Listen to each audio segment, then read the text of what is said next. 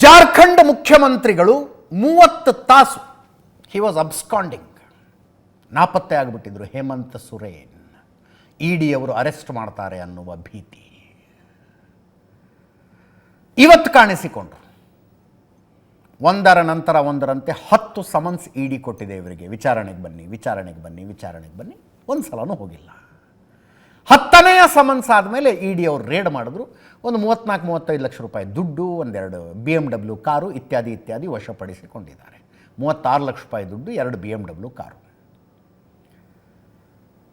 Raid ಆದಾಗಿನಿಂದ ಅಬ್ಸ್ಕಾಂಡಿಂಗು. ಹೆಚ್ಚು ಕಡಿಮೆ 3 ದಿವಸ ಹೊರಗಡೆ ಕಾಣಿಸಿಕೊಳ್ಳದೆ ಇವರು. ದೆಹಲಿಯಲ್ಲಿ ಒಂದು ಮನೆ ಇದೆ, ರಾಂಚಿಲಿ ಮನೆ ಇದೆ. ದೆಹಲಿ ಮನೆಯಲ್ಲೂ ಇಲ್ಲ, ರಾಂಚಿ ಮನೆಯಲ್ಲೂ ಇಲ್ಲ. ಇಡಿ ಅವರು ಇವರ ಈ ಮುಖ್ಯಮಂತ್ರಿಗಳ ಡ್ರೈವರ್ ಕರೆದು ವಿಚಾರಣೆ ನಡೆಸಿದ್ರು. ಇವ್ರಿಗೊಂದು ಸ್ಪೆಷಲ್ ಚಾಪರ್ ಇದೆ, ಅದು ಡೆಲ್ಲಿ ಏರ್ಪೋರ್ಟ್ನಲ್ಲೇ ನಿಂತ್ಕೊಂಡಿದೆ.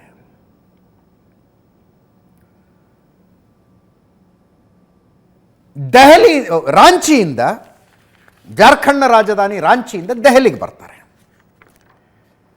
27ನೇ ತಾರೀಕು. ರಾಂಚಿಯಿಂದ ದೆಹಲಿಗೆ ವಿಮಾನದಲ್ಲಿ ಬರ್ತಾರೆ. 28ನೇ ತಾರೀಕು ರಾತ್ರಿ ದೆಹಲಿ ಮನೆಯಲ್ಲೇ ಇರ್ತಾರೆ. 28ನೇ ತಾರೀಕು ಮಧ್ಯಾಹ್ನಕ್ಕೆ ಮನೆಯಿಂದ ಹೋಗ್ತಾರೆ. ಎಲ್ಲೋದ್ರೂ ಏನೋ ಗೊತ್ತಿಲ್ಲ. ರಾತ್ರಿ 8:30 ಮತ್ತೆ ಮನೆಗೆ ಬರ್ತಾರೆ. 29ನೇ ತಾರೀಕು ನಿನ್ನೆ ಬೆಳಗ್ಗೆ 7 ಗಂಟೆಗೆ ಇಡಿ ರೇಡ್ ಆಗುತ್ತೆ. ಜಾರ್ಖಂಡ್ ಭವನಕ್ಕೂ ಇಡಿ ಅವರು ಬರ್ತಾರೆ. ಎರಡೂ ಕಡೆ ಹೇಮಂತ್ ಸೊರೇನ್ ಸಿಗಲಿಲ್ಲ. ಹೇಮಂತ್ ಸೊರೇನ್ ಡ್ರೈವರ್ನ ಕರ್ಕೊಂಡು ಬಂದು ವಿಚಾರಣೆ ಮಾಡ್ತಾರೆ. ದೆಹಲಿಯಿಂದ ರಾಂಚಿಗೆ ಹೋಗೋದಕ್ಕೆ ಸ್ಪೆಷಲ್ ಫ್ಲೈಟ್ ಒಂದು ಬುಕ್ ಆಗಿತ್ತು ಇವರ ಹೆಸರಿಗೆ. ಅಲ್ಲಿಗೆ ಬರಲೇ ಇಲ್ಲ, ಫ್ಲೈಟ್ ಹಾಗೆ ನಿಂತ್ಕೊಂಡಿತ್ತು. ದಿಲ್ಲಿಯಲ್ಲೂ ಇಲ್ಲ, ಇಡಿಲೂ ಇಲ್ಲ. ಇಡಿ ಅವರು ರೇಡ್ ಮಾಡಿದ್ರು, ಪರಿಶೀಲನೆ ಮಾಡಿದ್ರು. ನಂತರ ಏಕಾಏಕಿ ರಾಂಚಿಯಲ್ಲಿ ಬೈ ರೋಡ್ ಬರ್ತಾರೆ. ದೆಹಲಿಯಿಂದ ರಾಂಚಿಗೆ ಬೈ ರೋಡ್ ಬರ್ತಾರೆ.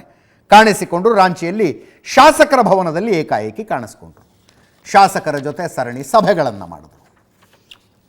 ಒಂದು ವೇಳೆ ಹೇಮಂತ್ ಸೊರೇನ್ ಅರೆಸ್ಟ್ ಆದರೆ ಅವರ ಹೆಂಡತಿ ಕಲ್ಪನಾ ಅವರನ್ನು CM ಮಾಡ್ತಾರಂತೆ. ಇವತ್ತಿನ ಸಭೆಗೆ ಅವ್ರ ಹೆಂಡತಿನೂ ಬಂದು ಕೂತ್ಕೊಂಡಿದ್ರು.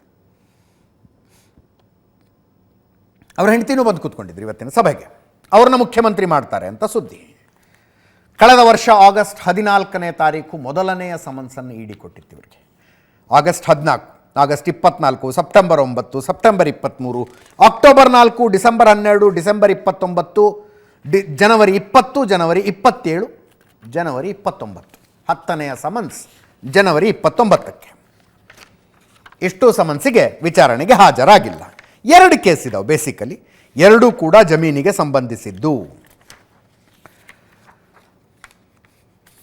ಸೇನೆಯಿಂದ ಒಂದು ಜಮೀನನ್ನು ಸರ್ಕಾರ ವಶಪಡಿಸಿಕೊಳ್ಳುತ್ತೆ. 7.16 acres ಸೇನೆಯ ವಶದಲ್ಲಿತ್ತು. ಇಲ್ಲ ಅದು ನಿಮ್ಮದಲ್ಲ, ಅದು ರಾಜ್ಯ ಸರ್ಕಾರದ್ದು ಅಂತೇಳಿ ಭೂಮಿಯನ್ನು ವಶಪಡಿಸಿಕೊಂಡ್ರು. ಸೇನೆಯಿಂದ ರಾಜ್ಯ ಸರ್ಕಾರ ಭೂಮಿಯನ್ನು ವಶಪಡಿಸಿಕೊಂಡಿದ್ದೇ ಅಕ್ರಮ ಅನ್ನೋದು ಇಡಿಯ ವಾದ. ವಶಪಡಿಸಿಕೊಂಡ ನಂತರ ರಾಜ್ಯ ಸರ್ಕಾರ ಅದನ್ನು ಹರಾಜಿಗಿಡ್ತು. ಹರಾಜಿನಲ್ಲಿ ಅತ್ಯಂತ ಕಡಿಮೆ ಬೆಲೆಗೆ ಅದನ್ನು ಹರಾಜು ಹಾಕಲಾಯಿತು. ಭೂಮಿಯನ್ನು ತುಂಬ ಕಡಿಮೆ ಬೆಲೆಗೆ. 7.16 acres ಏನೋ ಪ್ರೈಮ್ ಪ್ರಾಪರ್ಟಿ ಇರಬೇಕು. ಅದು ಸೇನೆಯ ಪ್ರಾಪರ್ಟಿಗಳ ಪ್ರೈಮ್ ಪ್ರಾಪರ್ಟಿನೇ ಇರ್ತದೆ. ಈಗ ಬೆಂಗಳೂರಿನಲ್ಲಿ MG ರೋಡ್ ಸುತ್ತು ಕಡೆ ಇದೆ ರೀ ಸೇನೆ ಪ್ರಾಪರ್ಟಿ. ಅಂಥಲ್ಲಿ 7.16 ಆ ಏರಿಯಾ ಅಂತ ಅನ್ಕೊಳ್ಳಿ. 1.76 acres ಅಂದರೆ ಎಲ್ಲಿಂದ ಹೋಗುತ್ತೆ ರೇಟ್ ಅದು.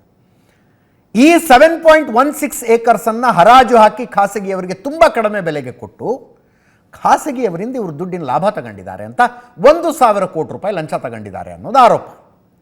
14 ಜನ ಈಗಾಗಲೇ ಈ ಕೇಸ್ನಲ್ಲಿ ಅರೆಸ್ಟ್ ಆಗಿದ್ದಾರೆ. 14 ಜನ ಅರೆಸ್ಟ್ ಆಗಿದ್ದಾರೆ. ಇದನ್ನು ಹೊರತುಪಡಿಸಿದ್ರೆ ಅಕ್ರಮ ಗಣಿಗಾರಿಕೆಯದ್ದು ಒಂದು ಕೇಸ್ ಇದೆ. ಹೇಮಂತ್ ಸೊರೇನ್ ಅವ್ರದ್ದೇ ಗಣಿ ಕಂಪನಿ ಇದೆ, ಕಲ್ಲು ಗಣಿಗಾರಿಕೆಯದ್ದು. ಇವರು ಸಂಬಂಧಿಕರದೆಲ್ಲದೂ ಕಲ್ಲು ಗಣಿಗಾರಿಕೆಯ ಕಂಪನಿಗಳು. ಸರ್ಕಾರಿ ಭೂಮಿಯನ್ನು ಲೀಸಿಗೆ ಕೊಟ್ಟಿದ್ದಾರೆ ಗಣಿಗಾರಿಕೆಗೆ. ಇದು 1,000 ಕೋಟಿ ರೂಪಾಯಿಯ ಅಕ್ರಮದ ಆರೋಪ. 2021ರಿಂದ ಇಲ್ಲಿ ತನಕ ನಿರಂತರವಾಗಿ ಅಕ್ರಮ ಗಣಿಗಾರಿಕೆಯಾಗಿದೆ.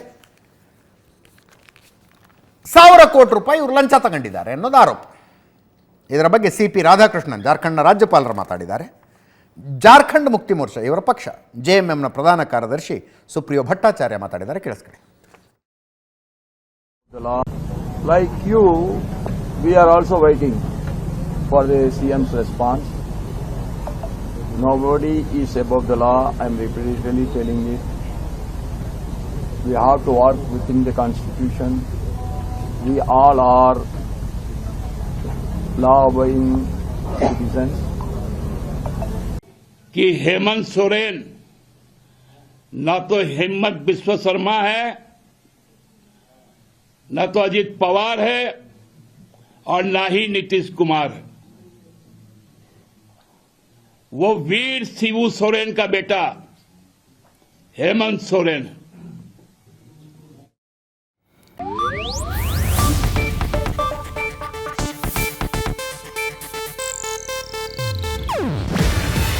ಇದು ಏಷ್ಯಾನೆಟ್ ನ್ಯೂಸ್ ನೆಟ್ವರ್ಕ್ ಪ್ರಸ್ತುತಿ.